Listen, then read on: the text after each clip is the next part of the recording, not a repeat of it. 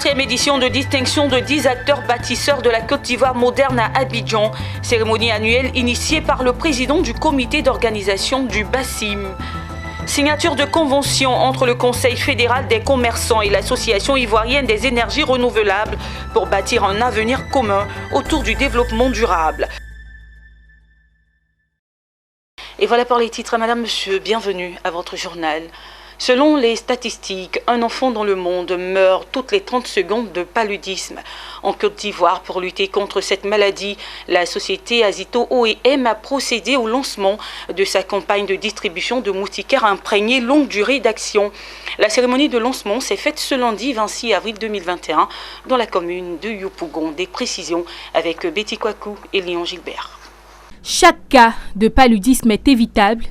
Chaque décès lié au paludisme est inacceptable. Dans le cadre de la journée mondiale de lutte contre le paludisme, la centrale thermique Azito OEM a procédé au lancement de la campagne de distribution de moustiquaires imprégnés à longue durée d'action, MILDA. C'est la journée internationale de lutte contre le palud, couplée également avec la journée nationale de distribution des moustiquaires.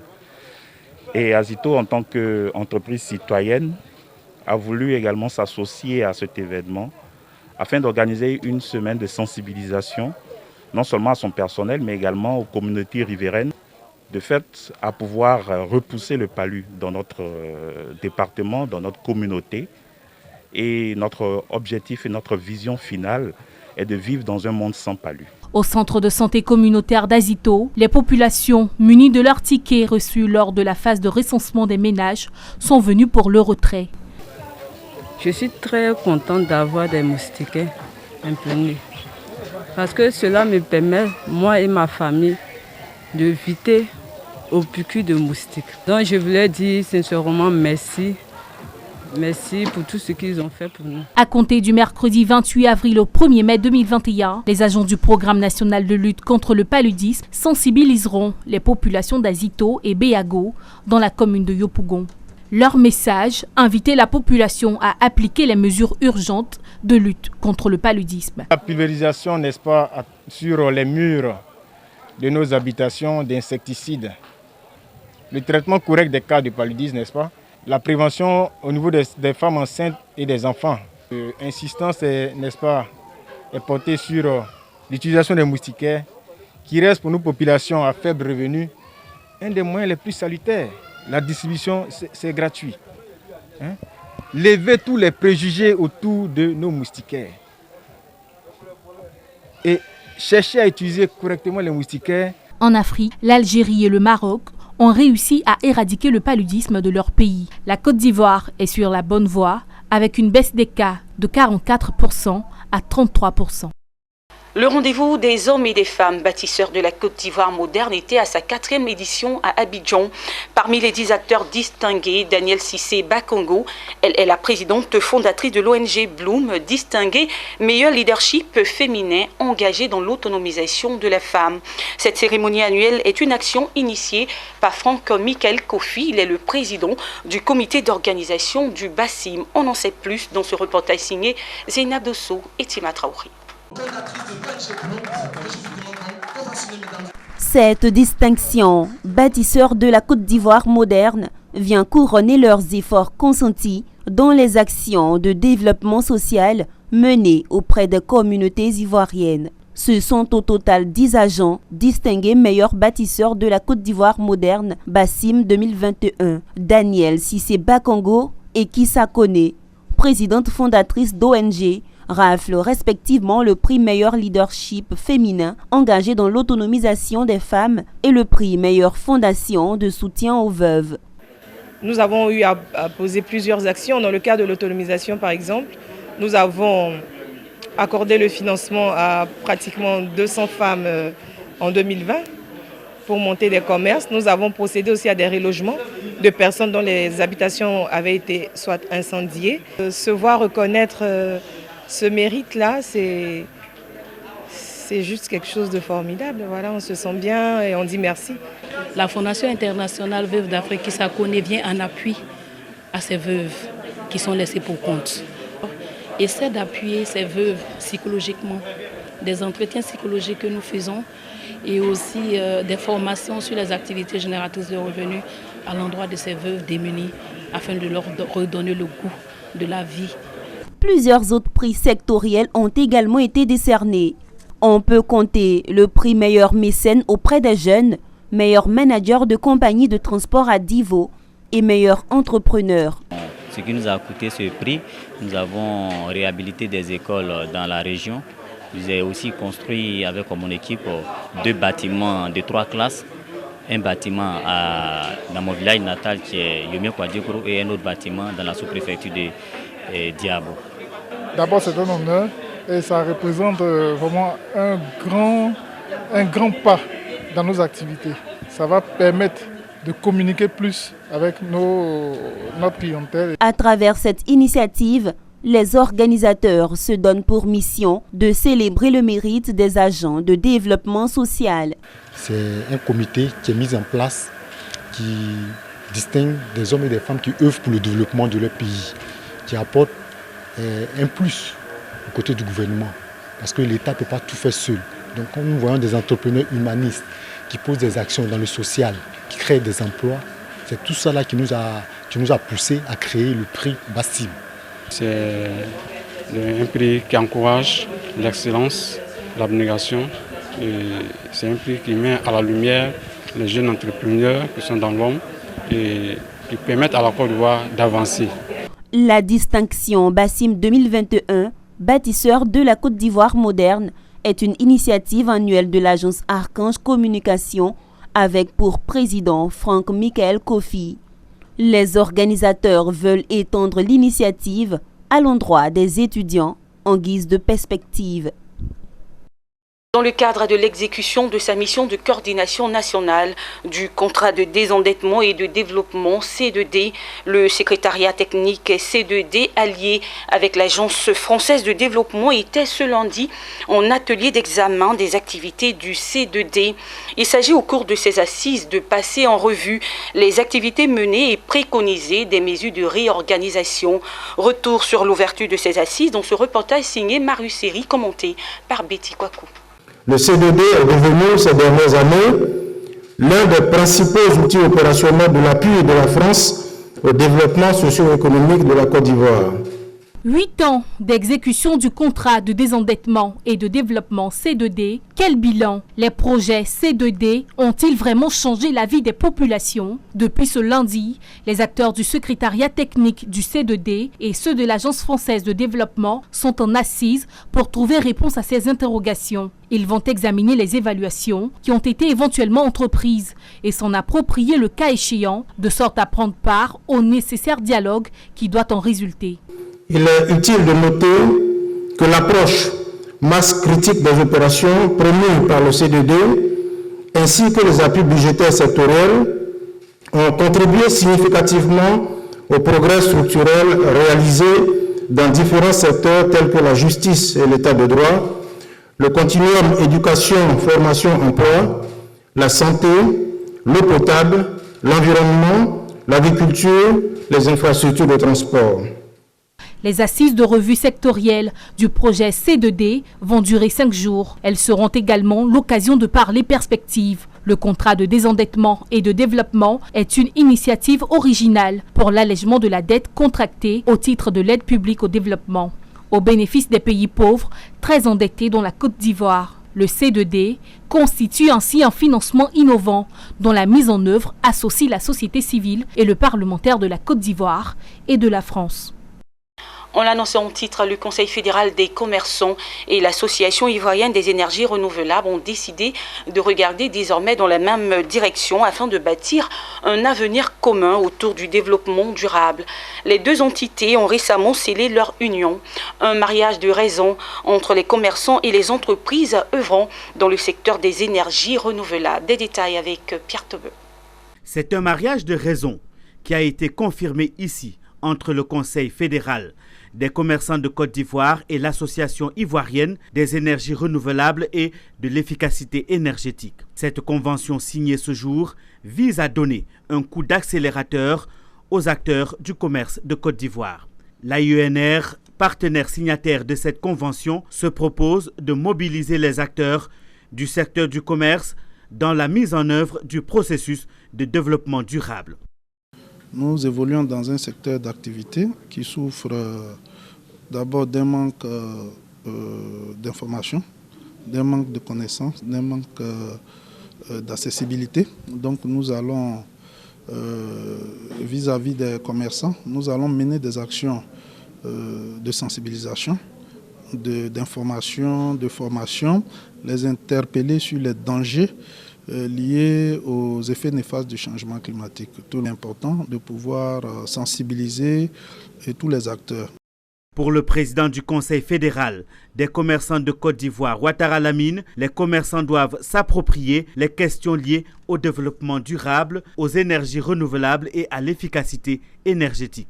L'objectif immédiat, nous savons tous, avec les situations de coupure d'électricité intempestive que nous vivons, on a bien compris avec les explications des voies plus autorisées que la sécheresse, enfin la chaleur actuelle, a plus ou moins tari nos cours d'eau et tout l'écosystème hydraulique qui, on va dire, poussait à rendre nos installations électriques et leur approvisionnement beaucoup plus fluide. Donc il faut qu'un secteur comme le nôtre s'approprie ces questions afin d'amplifier toute la, on va dire, la mobilisation autour de ces questions-là. C'était le premier signal qu'on voulait donner à travers cette signature. La deuxième raison, c'est que quand nous sommes sensibilisés et convaincus, évidemment nous allons poser des actes citoyens. Les ampoules qui vont être utilisées dans nos marchés, dans nos magasins, seront des ampoules, on va dire, de faible consommation. Le président du Conseil fédéral de Côte d'Ivoire a saisi l'occasion pour saluer le leadership éclairé du président de la FENACI, le député maire d'Adjamé, Soumaoro Farikou. Il s'est ensuite honoré de la disponibilité constante du ministre du Commerce, de l'Industrie Souleymane Diarra Souba auprès des acteurs du commerce. Il a enfin remercié les partenaires qui confirment par leur accompagnement leur confiance renouvelée au Conseil fédéral des commerçants de Côte d'Ivoire. Il s'agit entre autres de la Direction générale du développement durable, du club Abidjan Ville durable, des autorités administratives et politiques et encore du cabinet d'investissement Lowen Sachs. Cette convention permettra aussi aux membres de la fédération de prévenir des incendies récurrents et l'épineux problème de gestion des déchets dans les marchés de Côte d'Ivoire.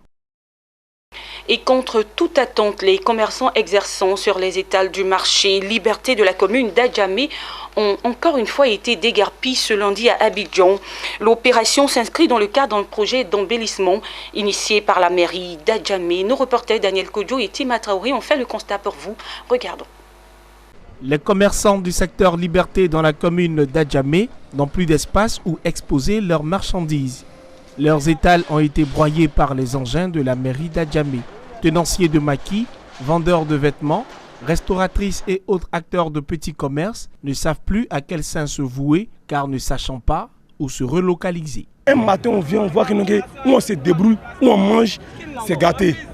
Bon, nous comme ça, on est des jeunes, imagine ce que ça peut créer. Vous ne créez pas l'emploi pour nous donner et puis vous nous détruisez. Il n'y a pas de petits commerçants. Il y a d'autres qui vivent ici avec 10 000 francs pendant 5 ans et payent sa maison. Il y a d'autres même qui viennent là même, là, ils vivent même dans 5 000 francs de marchandises, ils font sa vie dans ça. Ils ont les femmes, ils ont les enfants. Quand il y a un enfant va où? Il va à l'école, qui paye ça? Est-ce que tu vois? S'il veut qu'on quitte ici, s'il peut trouver un coin au moins pour nous donner, pour qu'on puisse aussi utiliser, ça va nous arranger vraiment beaucoup. C'est le commerce qui fait un pays. Maintenant, si on veut encadrer seulement les grands commerçants et sous-estimer les petits commerçants, tous ces commerçants qui vont sur la table là et payent les tickets journaliers. Et les tickets journaliers vont à la mairie. Et c'est les tickets aussi qui paient les fonctionnaires dans un pays. Et ça vous voyez. Donc ce que moi demande au gouvernement, avant de faire quoi que ce soit, qu'ils prennent en considération ces petits commerçants.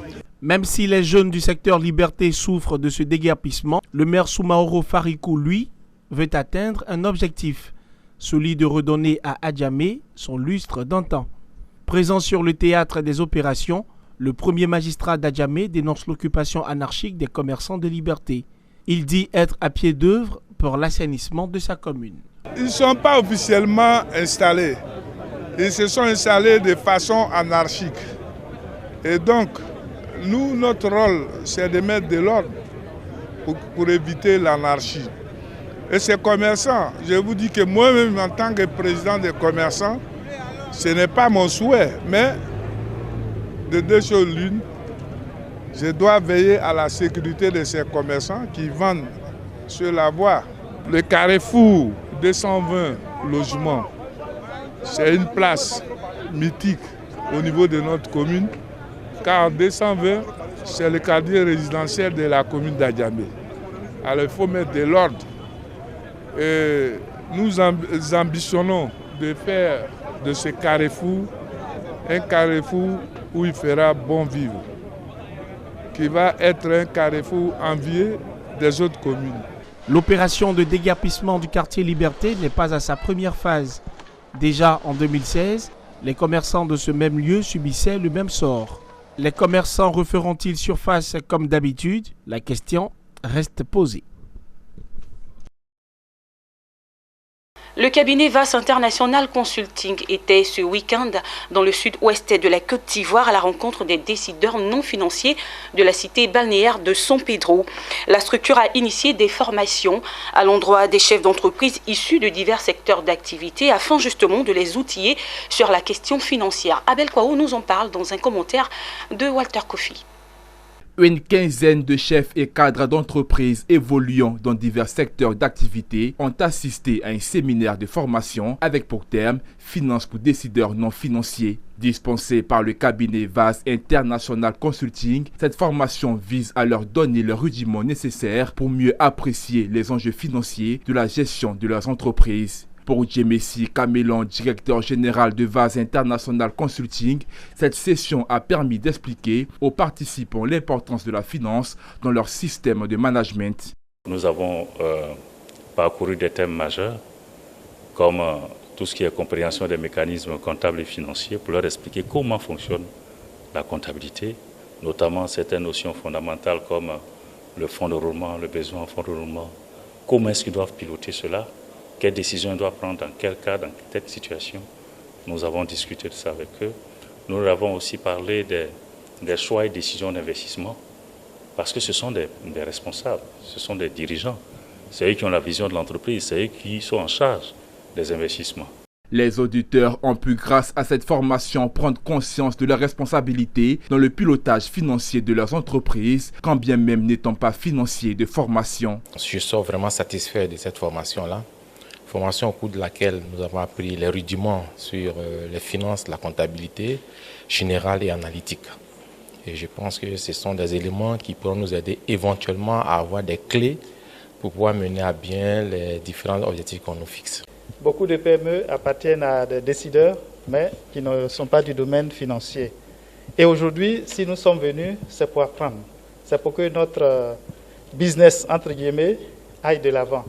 Et pour que ce que nous faisons, ce que nous avons comme société puisse aller de l'avant, il fallait apprendre. Je suis venu d'Abidjan pour suivre cette formation avec le cabinet VAS parce que, effectivement, la synergie directeur général, directeur financier est absolument fondamentale pour que l'entreprise puisse performer.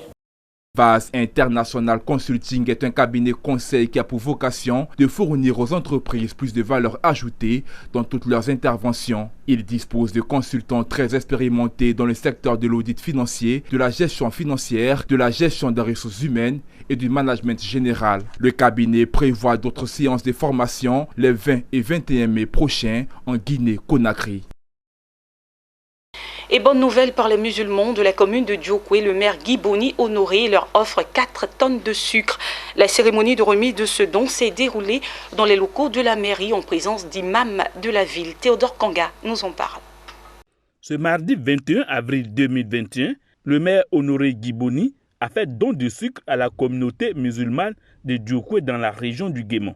Ce don, selon le maire, est l'expression du soutien de la municipalité à l'endroit des fidèles musulmans qui observent le jeûne, troisième pilier de l'islam. Le maire a, au nom de la municipalité, souhaité un excellent et fructueux mois de jeûne à tous les musulmans de la région du Guémon en général et particulièrement à ceux de sa commune. À la période de pénitence, à un de nos frères musulmans, la mairie de Diokwe ne peut pas être en reste. Donc, nous avons pour tous les musulmans de Diokwe environ 4 tonnes que nous offrons. Et des 4 tonnes que nous offrons, les imams, c'est-à-dire pour les mosquées, nous faisons 1 tonne. Et nous allons aussi donner aux différentes communautés. Et ces différentes communautés recevront au moins 5 cartons. Les imams et les communautés bénéficiaires ont traduit au maire et à son équipe leur gratitude. Nous venons de recevoir le don du monsieur le maire qui était à 2,5 tonnes l'année dernière et cette année nous sommes à 4 tonnes. Nous disons merci au maire et à tout son conseil. Vraiment, nous sommes contents que nous donne monsieur le maire à Diokwe. Nous sommes très contents. On a reçu nos cycles. Alors on remercie monsieur le maire et tout son groupe. Une prière en faveur de la paix en Côte d'Ivoire. Terminons ce journal avec une triste nouvelle. La grande famille des architectes de Côte d'Ivoire est en deuil. Abdoulaye Dieng, président du Conseil national des architectes de Côte d'Ivoire, est décédé ce dimanche 25 avril 2021 des suites d'une crise cardiaque. L'homme était l'une des figures emblématiques du secteur de l'architecture ivoirienne et même sous-régionale. Écoutons quelques réactions d'architectes. Dieng ? Non, Dieng, d'abord c'était un grand homme. Un grand homme et qui avait en lui l'architecture. C'est un vrai architecte, Dieng. Et il voulait transmettre ce qu'il ressentait depuis quand il a été secrétaire général de l'ordre dans le temps. Et il a voulu faire connaître notre métier. Et vous avez vu, il a communiqué beaucoup. Il a essayé de mettre de l'ordre, il a innové beaucoup de choses. Et grâce à lui aujourd'hui, depuis qu'il est là, son deuxième mandat qui vient de commencer, il n'y a jamais eu des histoires au niveau de l'ordre des architectes. Pour les architectes, déjà c'est le président de l'ordre des architectes de Côte d'Ivoire. Il était celui-là même qui insufflait, je veux dire, le développement de la corporation. Il avait surtout ce fardeau-là de voir la corporation rayonner et être placée véritablement à la position qu'elle devrait occuper dans l'acte de bâtir en Côte d'Ivoire. Et donc par ces différentes actions, tant au niveau du ministère qu'au niveau de la communication même de l'ordre, il avait ce désir-là que les architectes retrouvent leur place, mais qu'en plus la population puisse également puisse avoir un accès facile à l'architecte. Pour les architectes de Côte d'Ivoire, Dieng représentait celui-là qui a su réconcilier l'ensemble des architectes, les rassembler autour du projet commun qui est celui de l'ordre. Il a ouvert des chantiers importants, notamment au niveau même de la cohésion sociale. Il a créé certaines activités comme l'arbre de Noël pour réunir l'ensemble des enfants d'architectes. Il a lancé certaines réformes au sein même de la corporation. Notamment, il y a des réformes internes et il y a des réformes au niveau de nos relations avec la tutelle. C'est quelqu'un qui était très engagé, notamment avec les derniers événements des effondrements d'immeubles.